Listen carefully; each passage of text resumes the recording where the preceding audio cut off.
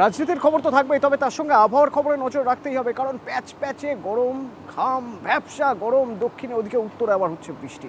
কেন হচ্ছে এরকম? হাওয়া অফিস কি বলছে? কতদিন থাকবে এই গরম? আর পশ্চিমের জেলার কি অবস্থা? সেখানে তো দক্ষিণে সবচেয়ে বেশি গরম পড়ে। জানবো, বিশ্বজিৎ প্রতিনিধি আমার সঙ্গে সরাসরি রয়েছেন। বিশ্বজিৎ, কি বলছে হাওয়া অফিস? কতদিন এই ভ্যাপসা গরমে কাটাতে হবে দক্ষিণবঙ্গের মানুষকে? অতনু, এখন রাজ্যে প্রায় 3 ধরনের আবহাওয়া যদি আমরা দেখি, যে দক্ষিণবঙ্গের গাঙ্গেয় পশ্চিমবঙ্গে একেবারে দাঁড়িয়ে থাকলে ঘাম হচ্ছে, টপ টপ করে ঘাম পড়ছে, ঘাম প্যাচপেচে।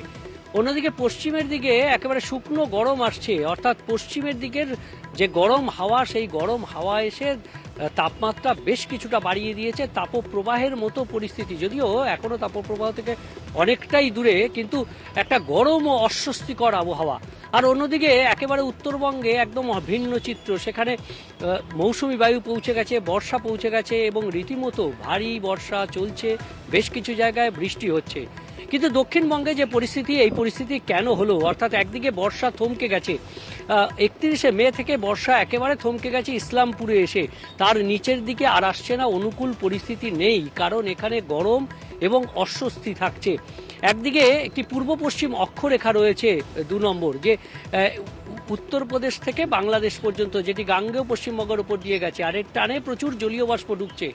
একদিকে বর্ষা আসছে না, তার যে প্রভাব, অন্যদিকে এই অক্ষরেখার প্রভাবে প্রচুর জলীয় বাষ্প আসছে, আর তাপমাত্রা বাড়বে, আরো 2 থেকে 4 ডিগ্রি তাপমাত্রা বাড়তে পারে, অর্থাৎ এই উইকেন্ডের আগে। কাজেই এই অবস্থা চলবে, হাওয়া অফিস কিছু বলতে পারছে?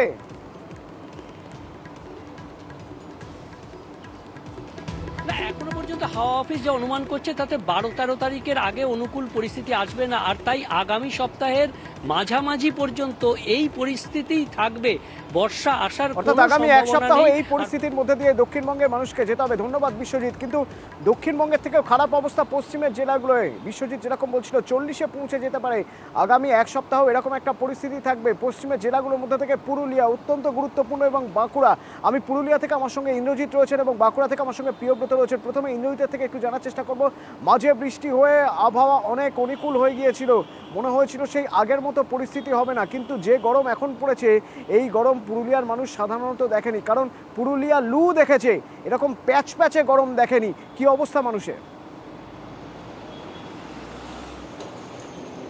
দেখো অতটা একেবারেই ঠিক, তার কারণ গত 4 তারিখ বৃষ্টি হয়েছিল, বিক্ষিপ্ত বৃষ্টি হয়েছিল, তাতে তাপমাত্রা কিছুটা কমেছিল এবং একেবারেই জেলাবাসী ভেবেছিল যে আর তাপমাত্রা বা এই গরম ভোগ করতে হবে না, কিন্তু দেখা যাচ্ছে যে তাপমাত্রা আরও নতুন করে ঊর্ধ্বমুখী এবং একেবারে অস্বস্তিকর ভ্যাপসা গরম, এবং 40 ডিগ্রি পেরিয়ে গেছে তাপমাত্রা। একেবারেই গরমের ছবিটা যেমনটা থাকে ঠিক তেমনই। সকাল থেকে চড়া রোদ এবং একটু বেলা বাড়তেই রাস্তাঘাট ফাঁকা হয়ে আসছে। গ্রীষ্মকালের গরমের যে ছবি ধরা পড়ে, কার্যত ঠিক একই রকম রয়েছে, এবং এই গরম আগামী আরও কয়েকদিনে আরও বাড়বে যদি বৃষ্টি না হয়। ফলে গত 4 তারিখে যে বৃষ্টি হয়েছিল তাতে সাময়িক তাপমাত্রা কমলেও আবার নতুন করে ঊর্ধ্বমুখী, আবার গরমে নাজেহাল জেলার মানুষ। এবং এই বিশ্বজিৎ যেমনটা বলল, বাঁকুড়ার পরিস্থিতিও কি একই রকম প্রিয়ব্রত? একেবারে তুমি যেমনটা বলছিলে যে প্যাচপ্যাচে গরম আমরা কিন্তু দেখি না।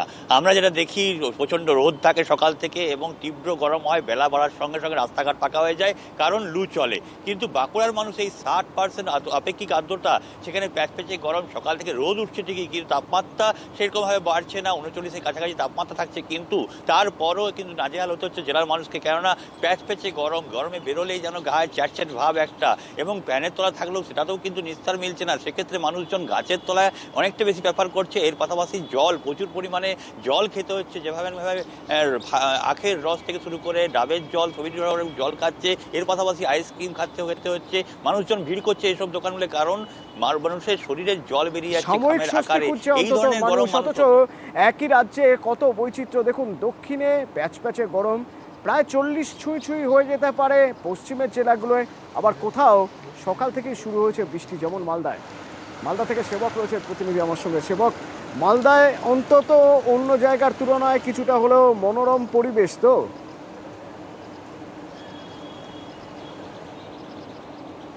একদমই ঠিক, যেমনটা বলছিলে, গত কয়েকদিন ধরে মালদাতেও অসহ্য গরম ছিল, মানুষ কষ্ট পাচ্ছিলেন গরমে, কিন্তু আজকে সকাল থেকে অনেকটাই বদল।